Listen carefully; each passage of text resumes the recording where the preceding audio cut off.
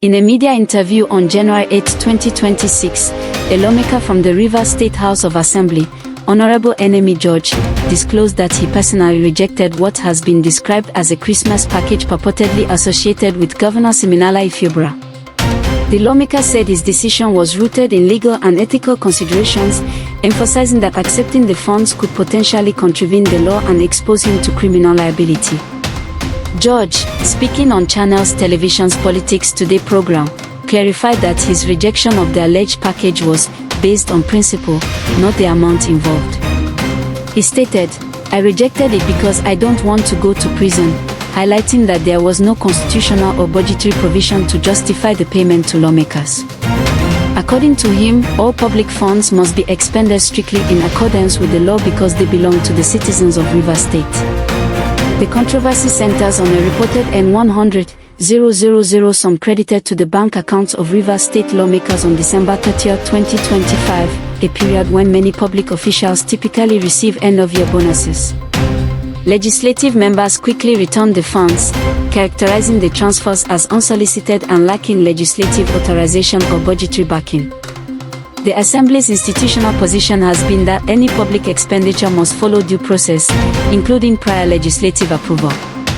George reiterated that the rejection was consistent with legislative discipline and respect for the Constitution.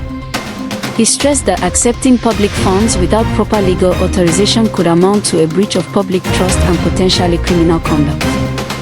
His remarks come amid heightened tensions between the state legislature and the executive branch. This incident is occurring against the backdrop of an unfolding constitutional crisis in Rivers State. On the same day as the interview, the Rivers State House of Assembly commenced impeachment proceedings against Governor Fubara and his deputy, Professor Ngozi Odio, over allegations of gross misconduct, including extra-budgetary spending, the demolition of the Assembly complex, and purported failure to present the state budget in accordance with constitutional provisions. The Assembly's position, as articulated by George and other lawmakers, is that the impeachment process is rooted in legal concerns rather than political motives. George dismissed assertions that the impeachment bid was politically driven and warned against political solutions that might undermine the legislature's constitutional mandate.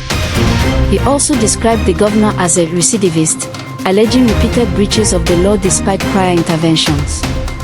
The political dynamics have drawn national attention, with the state chapter of the All Progressives Congress (APC) rejecting the impeachment process, describing it as destabilizing and unnecessary for an APC-led administration.